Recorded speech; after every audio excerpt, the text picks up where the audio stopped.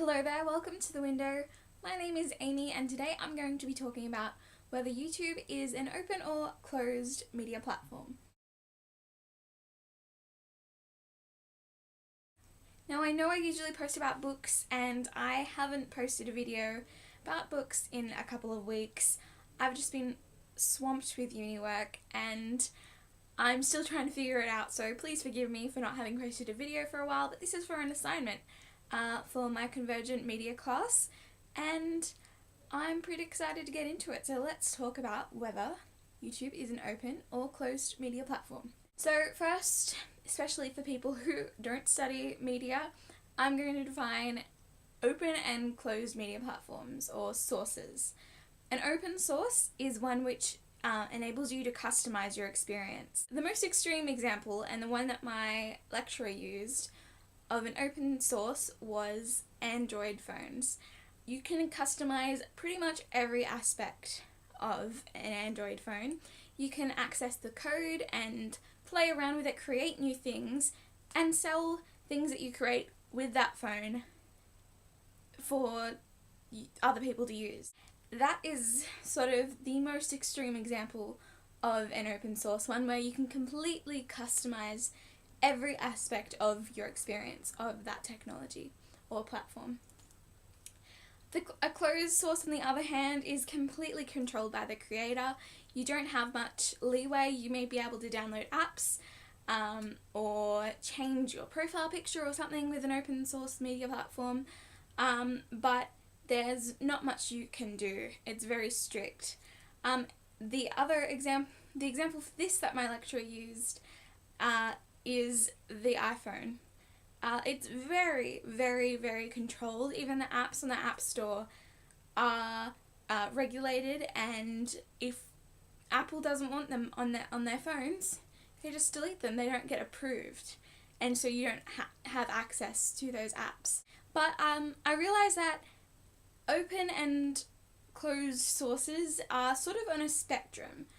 Those are two very extreme examples, but most other platforms and sources sit somewhere in the middle. Take WordPress, for example.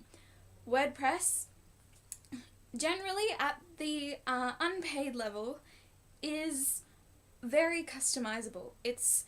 You can add widgets and you can change the theme, and you can edit those themes and customize them, but you don't have complete control over the HTML and that sort of thing.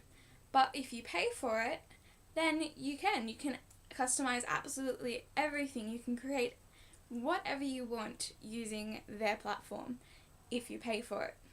Now let's talk about YouTube. Content on YouTube is pretty much whatever you want, provided that you don't break copyright laws.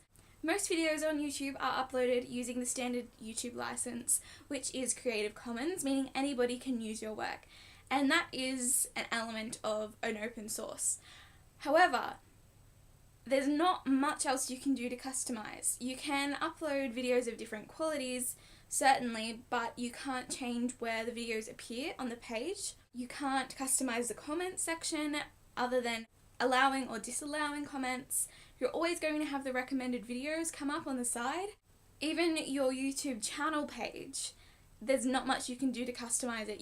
You have a few options and you can move some things around, but there's not much you can do. You can change your cover photo, but you can't change the size of the cover photo. You can change your profile picture, but you can't change the shape of your profile picture. There's a lot of limitations, and that isn't necessarily a bad thing. It depends what you want out of this experience. For me, YouTube is an output for my thoughts. I don't mind if people use my content, and I'm not particularly tech savvy, so I'm looking for something that's sturdy and easy to use. And that is the great thing about YouTube. It is a very standard format for every YouTube channel, meaning that their viewers and users can find it easy to navigate. Not only that, but Jonathan L. Zittrain's article, The Future of the Internet and How to Stop It, outlines the fact that PCs, whilst they have a lot of cool stuff, the main thing that people are deterred by or influence their decision to or to not get a PC is the amount of viruses and other little nasties that can come along with the computer because it is an open source to a certain extent. And YouTube doesn't seem to have these problems. That is something that I'm very happy with, because I wouldn't know how to handle these sorts of things.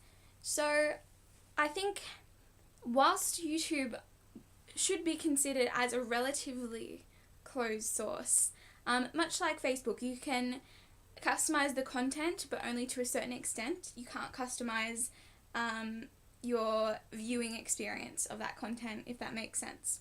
Whilst YouTube is a very relatively closed media platform, that doesn't necessarily mean it's a bad media platform.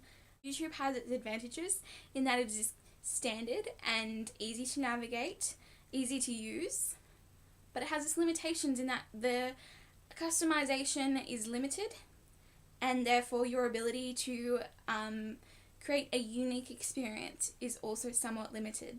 I hope that made sense, especially for you guys who aren't studying media. I'm sorry if I wasn't very clear, but I tried to use easy everyday language for you for that purpose.